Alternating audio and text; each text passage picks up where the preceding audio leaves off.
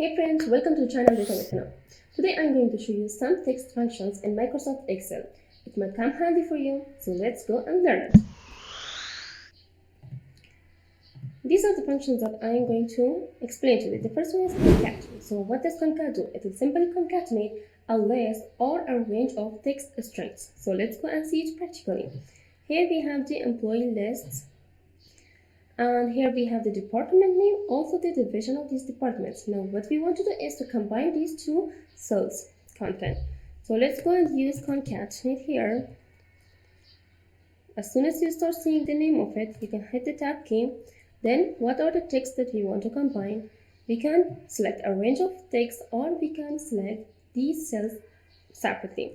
Close the parentheses and hit the enter key.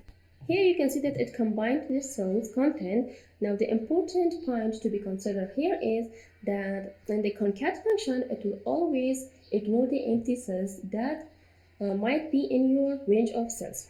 Now let's go and use the other method.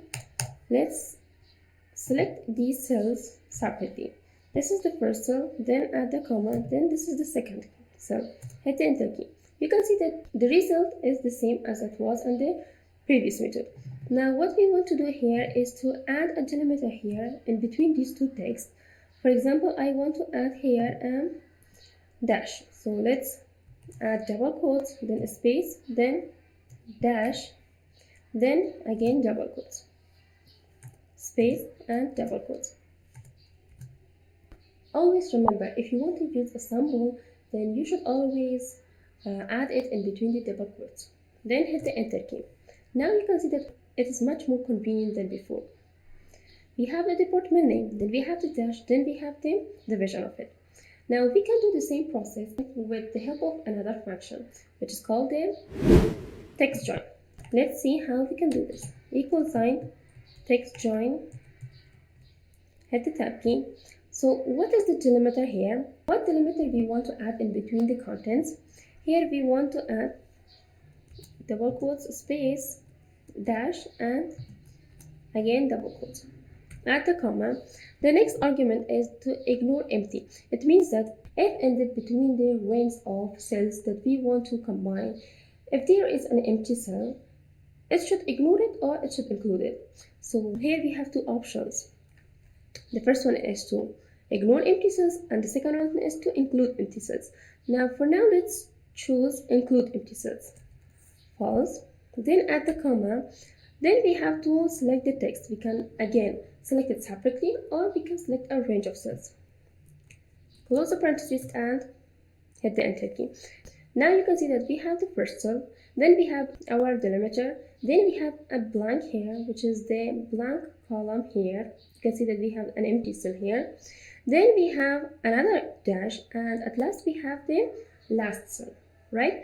Now let's change here the second argument to true, which says ignore empty cells. Now hit the enter key. Now you can see that we have the first cell, then we have the delimiter, and then we have the last cell. It ignored the empty cell that was in here. So that's how we use the TEXTJOIN. So that is all about concat and TEXTJOIN. Now the question is, when to use which one? If you want to simply combine multiple cells, you can use concat. But if you want to have more control over delimiter, over to include or to ignore empty cells, then you have to use TEXTJOIN. Click on this fill handle to fill it and then down. The next function is TEXTSPLIT. So what it does, as like its name says, it will split the text. Here you can see that we have the employee's full name, but what we want to have is to have the first name and the last name in different columns. So how we can do this? With the help of TEXTSPLIT function, we can do this.